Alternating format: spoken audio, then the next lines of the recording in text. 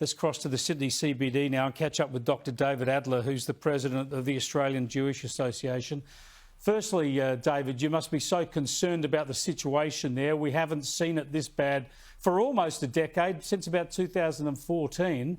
What hope do you have that cooler heads will prevail and there won't be any sort of a land incursion, an Israeli troop movement on the ground into Gaza?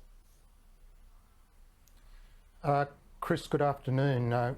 Your summary is very accurate, and at the moment things look like they are escalating.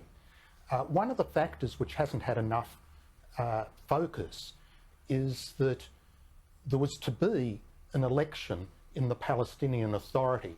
The president of the PA, Mahmoud Abbas, is in his 17th year of a 4-year term, and he promised elections this year.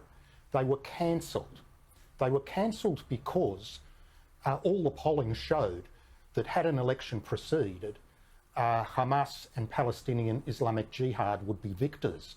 One of the factors happening here is actually a power play between the different forces trying to represent the Arab Palestinians for control.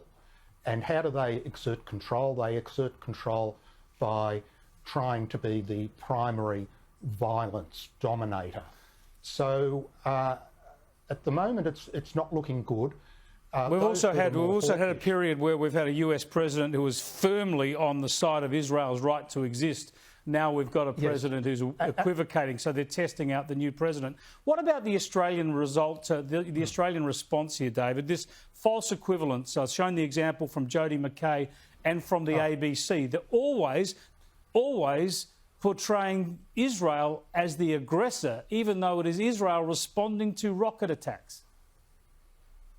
Well, the first observation I'd make about Jodie McKay is she's a state member of parliament. So a state member of parliament commenting on a foreign policy issue, attributing causation in a foreign policy issue immediately raises questions. At best, it's grossly ignorant and biased, her statement.